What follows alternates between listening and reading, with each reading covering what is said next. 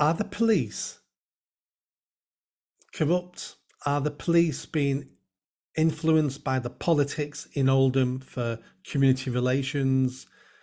What is happening with the police? Because I was based for a decade in police stations. I used to train police officers when I worked for Manchester Council. I was never a police officer, I was a council manager. So I've done a lot of work with the police. And it shocks me when I hear these stories from across the country. These aren't the officers I knew. These aren't the officers I used to work with and train who were dedicated. So what's gone wrong in Oldham with the police? Is it too much political interference? Are they afraid of riots? What's going on? I think the first thing to say, Nick, is like you, I've spent 20 years or more working with very decent police officers, so I think that's important. I am a believer in law and order. I'm 50 in a couple of weeks. I don't have a criminal record or anything like that, Nick. In the scheme of things, I'm a model citizen. Yeah. I don't even have points on my driving license. I was arrested 2 weeks ago. It was the latest in a sequence of arrests. They've been arresting me on off now for the last 3 years. The cases have collapsed at trial, Nick. Cases haven't reached trial. And my latest arrest, I think, sums up what's taking place. The police have been politically infiltrated. They are now attempting to interfere in elections. That's what's taking place, Nick, and that's what took place 2 weeks ago. I was arrested at 6:40 because of, in the morning, 4 police officers at my door because of an anonymous complaint, Nick. An anonymous complaint that I had apparently said some nasty things about Muslims. Bear in mind, I'm a Muslim. Yeah. I'd said some nasty things about Muslims. And what I'd objected to is a number of Muslims had made death threats to me and my friends, my family members, my extended, network of friends, because we objected to the mosque, the main mosque, praying for the Labour Party. The mosque should not be involved in politics. No mosque should be involved in politics, let alone promoting a political party on the day postal votes arrive. And that's what I objected to.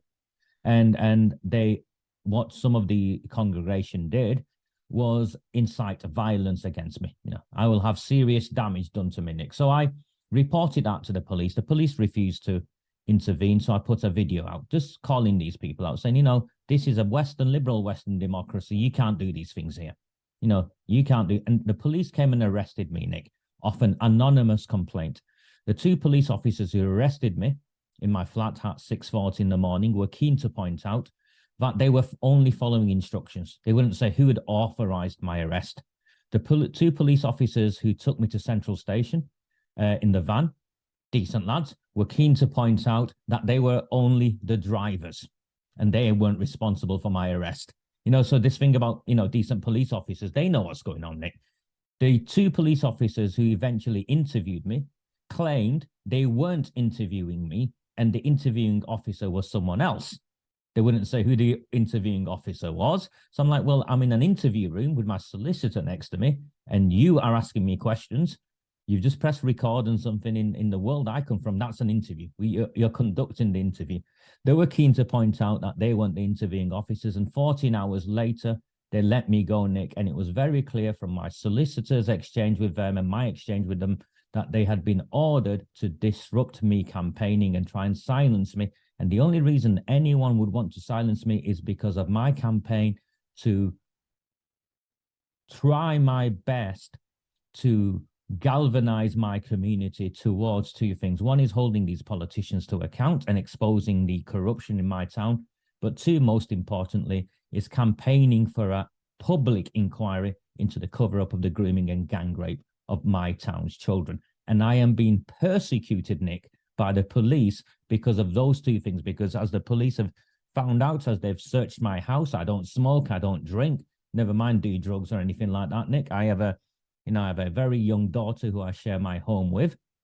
And as they've gone through my internet stuff, all they found is, political books and things like that on them, Nick. So I'm not a criminal. They've tried to criminalize me. And you made reference, and I'd like to bring this up, Nick. You made reference to the firebombing of the council leader's car. 2 years now, nearly, Nick.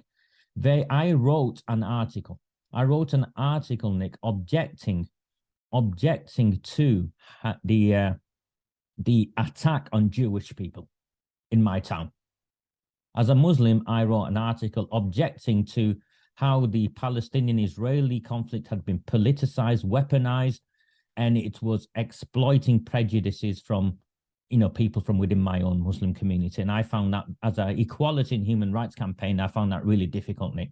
So I wrote an article on that, and I published that article at 11 o'clock on a certain day. The night before, Nick, Arooj Shah's car had been blown up. The MP, Jim McMahon, got in touch with the Daily Mail. The Daily Mail contacted me and attempted to claim that I had incited the blowing up of the council leader's car.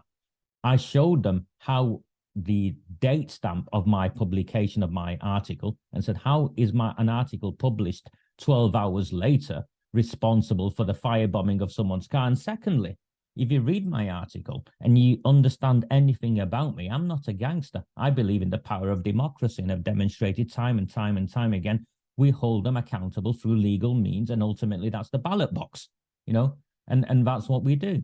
Now, what's took place with that firebombing of a car is I grew up in this town, Nick, and one of the old contacts I have sent me off a burner phone, Nick. I found it really bizarre. Sent me off a burner phone on CCTV footage of the car being blown up with a message saying, making reference to something we did in third year in science class. So I knew, it'd come from a trusted source. With Raja, you will need this to protect yourself. They tried to frame me for the firebombing of her car, Nick, and the CCTV footage shows that her car was not parked outside her house like she claimed. It was parked around the corner on a different street. The doors had been left unlocked, and the window was smashed after the doors had been opened. And the police 2 years later will not issue a statement of any kind. And this woman is now the leader of the council. Sorry, Nick, if I'm getting emotional, it's because they tried to put me in prison. It's I keep using the word shocking, but it is, this is Great Britain. We shouldn't have areas of the country being run like this as a gangster state, fitting people up, the police knocking on your door, being arrested, no charges. And it's not how we should be running our society and our community. And if elected mayor, I'm going to be looking at political influence in the police, and we will be going after elected politicians who are criminals.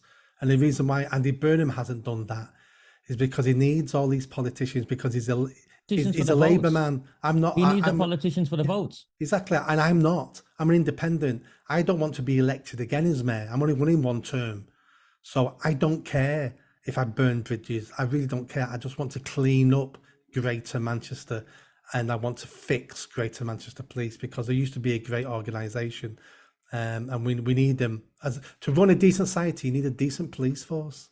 I agree with you, and my friends who are police officers can't look me in the face. They're embarrassed. They're embarrassed when their children have conversations with me, because their children know I've been arrested, and their children know me as a guy who, he sits and eats pizza with them and, plays ball, takes them to the cinema and stuff like that. Nick, it's outrageous, and it's why I'm running for MP for Oldham West and Royton. Exactly the same. I will only have one term, Nick. I'm not even interested in the salary. I'll donate the bloody salary to charity. I need to help take back my town from these corrupt officials, from the likes of Jim McMahon, who rely on this network of Muslim bloc voting cartels to stay in power. Our democracy is at risk here, Nick. Our way of life, everything we value, everything we hold dear is at risk here. And I'm not exaggerating, because that's what we're fighting for here. We're fighting to preserve our way of life.